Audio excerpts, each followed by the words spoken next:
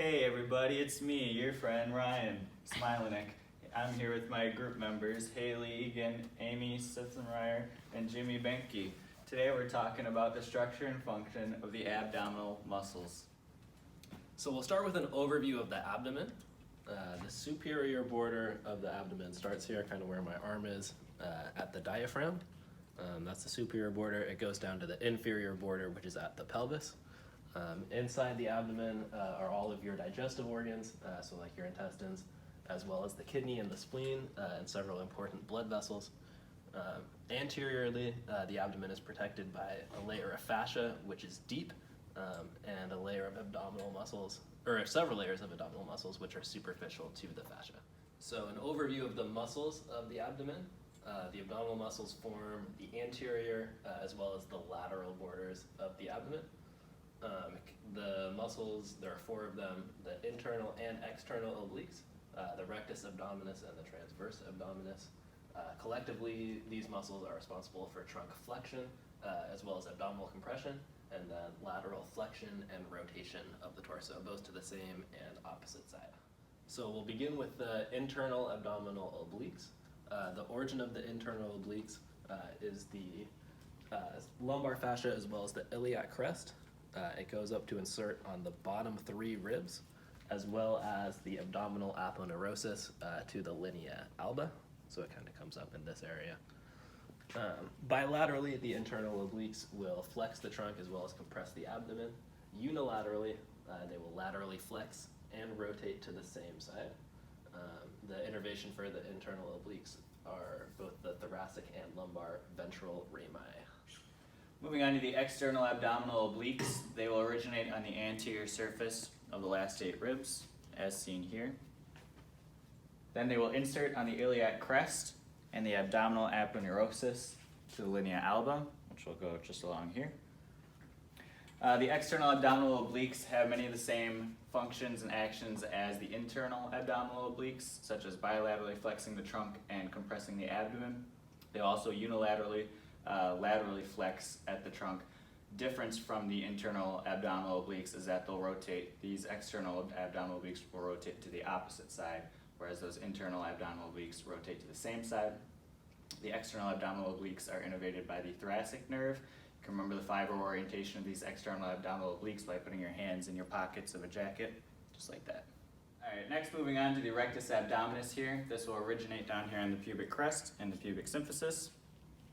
Then for its insertion, we move on up to the xiphoid process and the costal cartilage of the ribs.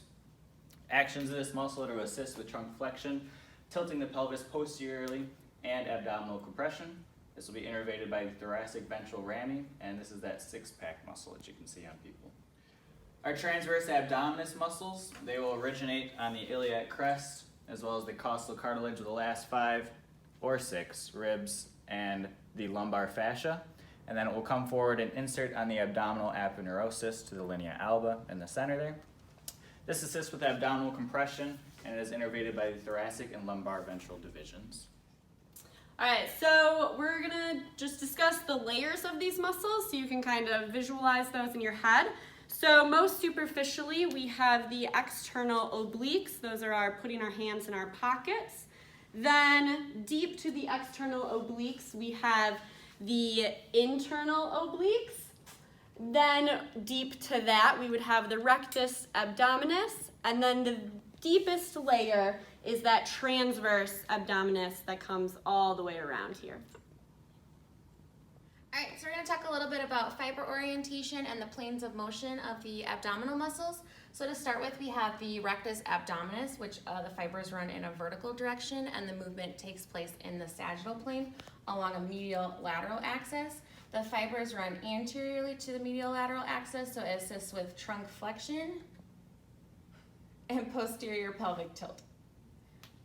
And then we have the internal obliques. The fibers run down and out, so it assists with rotation to the same side. So in this case, she would be using her left internal obliques. That motion takes place in the transverse plane along a vertical axis. It also assists with lateral flexion to the same side, which would take place in the frontal plane along an anterior-posterior axis. And then we have the external obliques. The fibers run down and in, so that assists with rotation to the opposite side. So in that case, she would be using her right external obliques. That motion takes place in the transverse plane along the vertical axis again. Also assists with lateral flexion to the same side along the AP axis. And then last we have the transverse abdominis.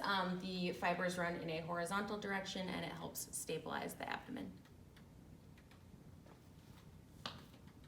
Some other functions of the abdominal muscles. It prevents hyperextension of the spine, initiates forward movement of the trunk when the pelvis is fixed, assists with postural support along with the back muscles, and assists with forceful exhalation, including coughing, urination, defecation, childbirth, vomiting, and singing. 998.